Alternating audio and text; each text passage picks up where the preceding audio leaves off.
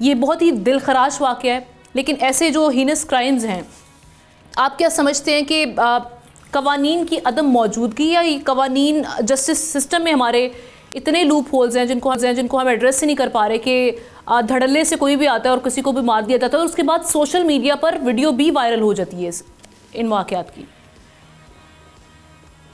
جی، آپ نے بہت اچھے الفاظ کا چناؤ کیا. آپ نے بات کے شروع میں کہا کہ یہ غیرت کے نام پہ قتل نہیں، غیرت کا قتل ہے. یہ بہت بہترین طریقہ ہے اس چیز کو ڈیفائن کرنے کے لیے، ڈسکرائب کرنے کے لیے، کیونکہ جب ہم اس کو غیرت کے نام پہ قتل کہتے ہیں یا آنر کلنگ کہتے ہیں تو ہم ان اے وے اس کو جسٹیفائی کر رہے ہوتے ہیں. اور یہ انتہائی دل خراش واقعات ہیں، گاہے بگاہے ہمارے سامنے آتے رہتے ہیں. ہم دیکھتے رہتے ہیں کہ ہمارے ملک میں اس قسم کے واقعات ہوتے رہتے ہیں. یہ جو حالیہ واقعہ ہے یہ بھی انتہائی افسوسناک واقعہ ہے. کوئی بھی ذی شعور انسان اس کی مذمت کے بغیر نہیں رہ سکتا.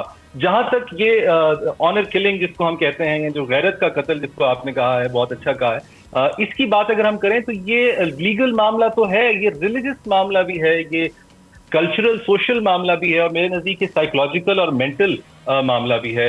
کوئی بھی مذہب، خاص طور پر ہمارا مذہب، خاص طور پہ ہمارے مذہب کے اندر، خاص طور پہ ہمارا قانون، کوئی بھی مہذب معاشرہ اس چیز کی اجازت نہیں دے گا کہ کوئی بھی شخص قانون کو اپنے ہاتھ میں لے لے یا کسی دوسرے انسان کے بارے میں یہ فیصلہ کر لے کہ اب اس کی زندگی ختم کر دینی چاہیے، اور اس فیصلے کے اوپر عمل کرتے ہوئے اس کی سانسیں بھی چھین لے.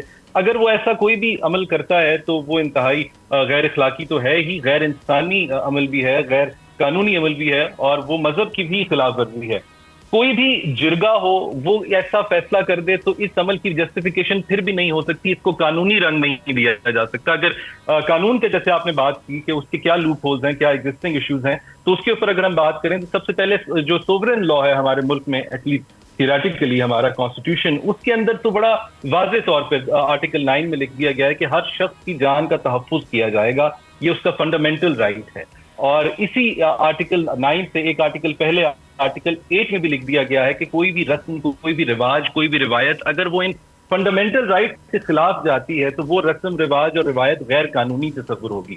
مگر پھر بھی ہم دیکھ رہے ہیں کہ یہ فنڈامنٹل رائٹ جو ہے اس کی خلاف ورزی ہوتی ہے، اور یہ جو غیر قانونی رسم و رواج ہیں یہ اس حد تک طاقتور ہو گئے ہیں. یہ عدالتی احاطوں میں بھی خواتین کا پیچھا کرتے ہیں. آپ کے سننے والوں کو یاد ہوگا 2014 میں غالباً فرزانہ بی بی کا مقدمہ ہم نے دیکھا کہ لاہور ہائی کورٹ کے احاطے میں یا غالباً اس کے بالکل سامنے ان کے اوپر پتھروں سے حملہ کر دیا گیا، ان کی جان لے لی گئی. اسی طریقے سے فرزانہ سامیہ بی بی کا بھی ایک مقدمہ تھا جس میں ان کے رشتہ داروں نے وکیل کے دفتر کے اوپر حملہ کر دیا اور اس خاتون کی جان لے لی. تو جہاں ایسے واقعات ہوتے ہیں وہاں ہماری عدالتیں فیصلہ بھی بارہا بہت کلیئرلی دیتی رہی ہیں کہ یہ غیرت کے نام پہ جو قتل کیے جاتے ہیں یہ قطعاً بھی جسٹیفائڈ نہیں ہے، سوشل گراؤنڈز پہ نہیں ہے، لیگل گراؤنڈز پہ نہیں ہے، ان کو جرم ہی تصور کیا جائے گا. ہم نے قانون سازی کی بھی جو آپ بات کر رہی تھی، میں اب اس طرف آتا ہوں. قانون سازی کرنے کی بھی ہم نے گاہے بگاہے کوشش کی ہے کہ اس ایشو کو ایڈریس کیا جائے. 2004 میں ہم نے قوانین کو سخت کرنے کی کوشش کی، لیکن پھر ہم نے دیکھا کہ یہ جو معافی کا کانسیپٹ ہے اس کا غلط استعمال ہوتا رہا ہے ہمارے ہاں، اور اس پہ تب بھی آواز اٹھتی رہی ہے. اس جرم کے اندر کیونکہ مارنے والا اور مرنے والا ایک ہی خاندان سے ہوتا ہے، اس لیے معافی کا رستہ آسان ہوتا ہے. اس آسان رستے کو ابیوز کیا جاتا رہا ہے، جس کے اوپر ہمیشہ بات کی جاتی رہی. 2016 میں جب قندیل بلوچ کا واقعہ ہوا تب لوگوں کو لگا کہ یہ اب ایک ٹرننگ پوائنٹ ہے، کیونکہ اس وقت سوشل پریشر بہت زیادہ ہو گیا تھا. دوبارہ قانون میں امینڈمنٹ کر دی گئی تھی کہ اگر اب معافی ہو بھی جاتی ہے تو تعزیر کے قانون کے تحت عمر قید کی سزا ضرور دی جائے گی. مگر یہ واقعہ جس کو ہم سمجھتے تھے کہ ٹرننگ پوائنٹ ہو، اور جس کی لیجسلیشن کو ہم سمجھتے تھے، جس کے نتیجے میں ہونے والی لیجسلیشن کو کے بارے میں کہا گیا کہ یہ ٹرننگ پوائنٹ ہوگا، اس مقدمے میں بھی ملزم بری ہو گیا ہے. تو یہ بات ہمیں سمجھنی چاہیے کہ ہم یہ جو ریئیکشنری لیجسلیشن کرتے ہیں، اگر میں آپ کی اجازت سے یہ بات مکمل کر لوں، جو ہم ریئیکشنری لیجسلیشن کرتے ہیں، جو نی جرک ریئیکشن ہم دیتے ہیں لیجسلیشن کے اندر اسپیشل قوانین کے تھرو، اسپیشل اداروں کے تھرو، اسپیشل کورٹس کے تھرو، تو اس کا فائدہ ہمیں تب تک نہیں ہوگا جب تک ہم ایگزسٹنگ لاز کی امپلیمنٹیشن یقینی نہ بنائیں.